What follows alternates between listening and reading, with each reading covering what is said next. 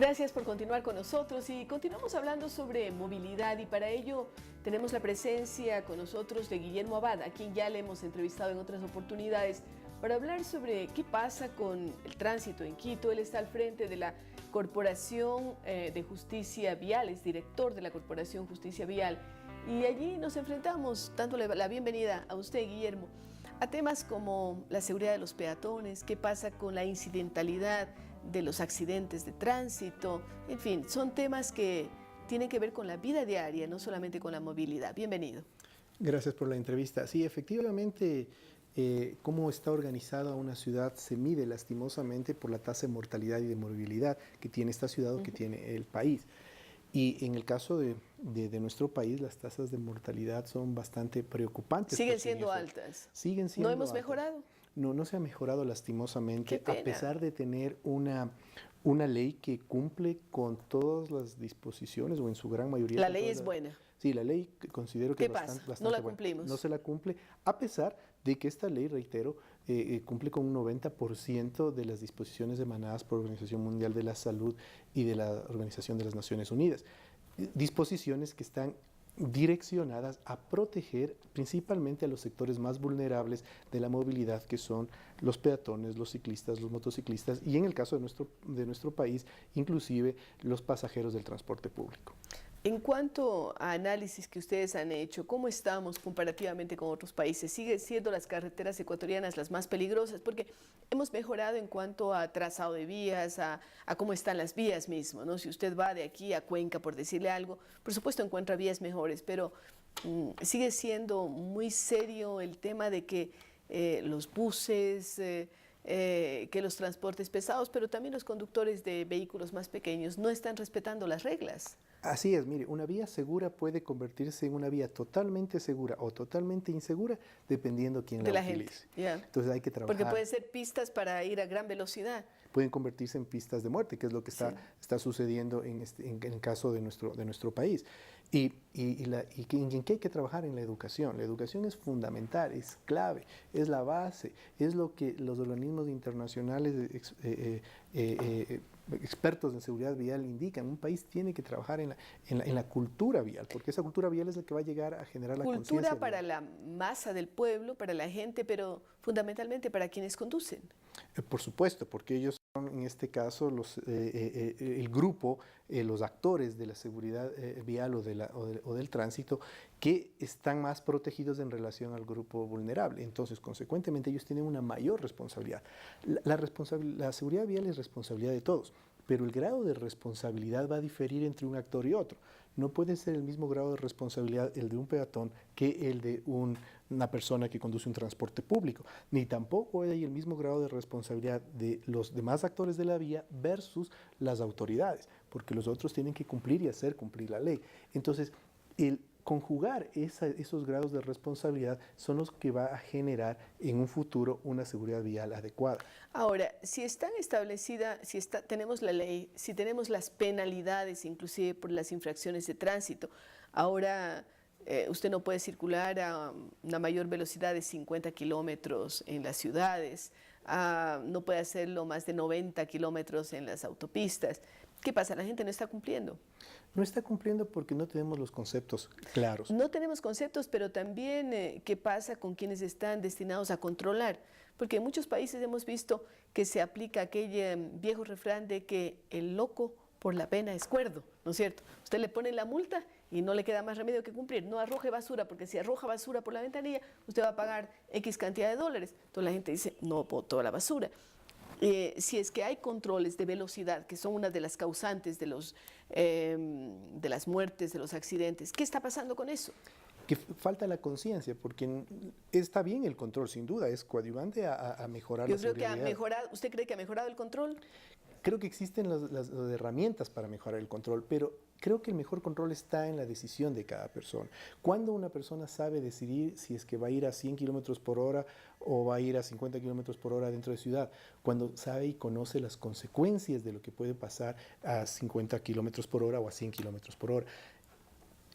Por eso es que la educación nos lleva a que la persona cumpla la ley por conciencia y no por temor. Cuando se le dice, usted va a ir a 100 kilómetros por hora y va a perder puntos de su licencia, va a perder 3 días de sus días Pongamos diarios. dos escenarios. Ecuatorianos que viven en los Estados Unidos o en Europa y que cumplen la ley. No les queda más remedio. Vienen aquí y no cumplen. Es un tema de actitud también. Estamos hablando de actitud y estamos hablando también de que la gente a lo mejor no está teniendo las penalidades. Todavía habrá corrupción en este tema. ¿Qué está pasando? Reitero, creo que ahí el control es fundamental, sin duda alguna, pero en lo que realmente tenemos que trabajar es en que la persona tenga la conciencia. Porque la misma persona tiene conciencia en un lado y no conciencia en el otro. Allá porque existe lo que usted va a decir, un control. Entonces estamos hablando de que la penalidad es la que está volviendo a las personas que se vuelvan cuerdas y respeten la ley. Sí, pero en las personas que van de un país a otro, pero los que ya están en ese país cumplen la ley en su gran mayoría, no solo porque van a perder puntos en su licencia, sino porque saben que pueden perder la vida. Entonces, claro, en el caso de las personas que vamos de un país que no cumplimos a un país que sí se cumple, lo hacen por un tema de actitud y por un tema de temor.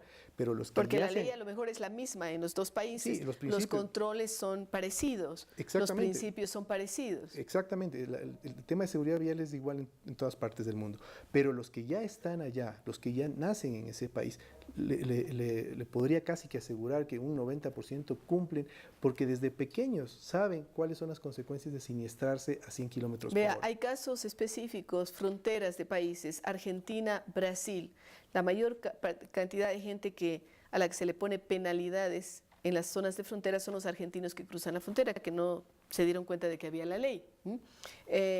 Esto quiere decir que la gente se vuelve un poco más consciente cuando hay una ley adecuada. Y cuando hay el control adecuado.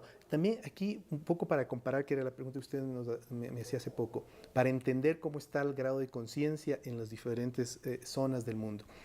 En los países de ingresos altos, como los denomina la Organización Mundial de la Salud, el 30% de las personas que fallecen en las vías de estos países responden a los usuarios de vehículos de 4 ruedas, ¿no? Perdón, el 30% fallecen de personas que son los grupos vulnerables y el 70% son las personas que están en transportes de 4 ruedas. En nuestro país todo lo contrario. Las personas vulnerables, el 70% de las personas vulnerables son las que están falleciendo en nuestro país. O sea, son los ciclistas y son los peatones y los pasajeros. Los pasajeros. El 70% fallece, son los sectores vulnerables cuando deberían ser los mayores protegidos. Vamos a volver al tema de la educación vial, Guillermo, pero hay otros dos factores que tienen una gran incidentalidad: licor y uso de celulares.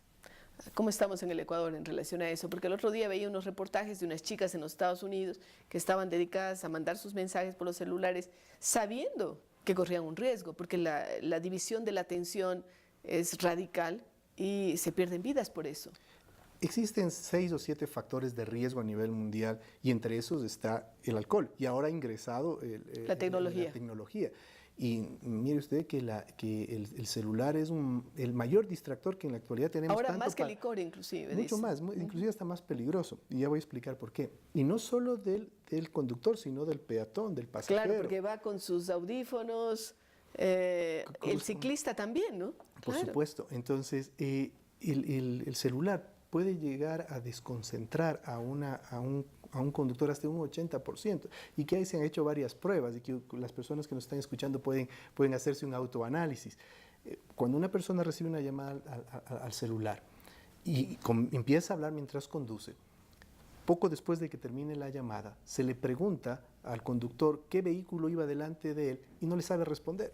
Es decir, el tipo estaba viendo al frente pero no sabía que estaba al frente.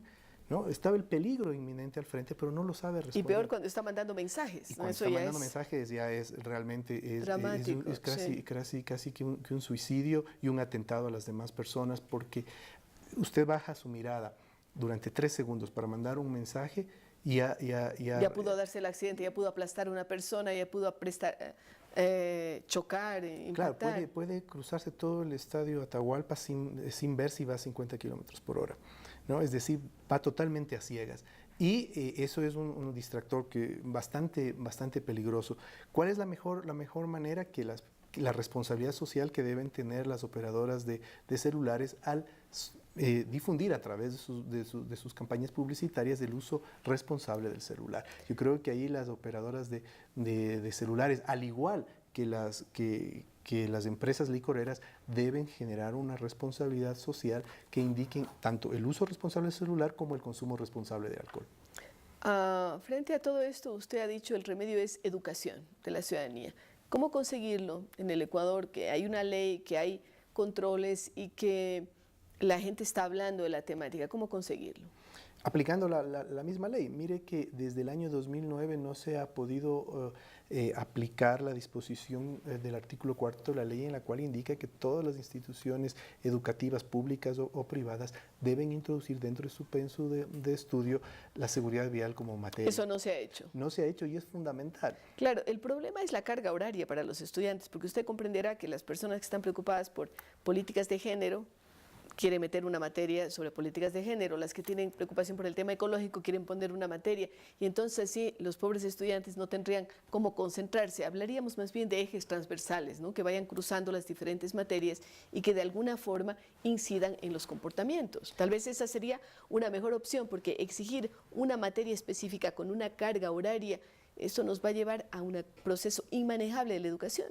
Bueno, el reglamento establece ejes transversales en la primera fase primaria, pero lo importante es de que se las dé de cualquier manera, pero que se las dé. Y eso no se está cumpliendo. Y eso no se está cumpliendo. Entonces, el niño que en este momento pudiéramos informarle, darle todos los principios de la seguridad vial, cuando crezca va a pasar lo que pasa en otros países, que ya van a cumplir la ley no por temor, sino por conciencia.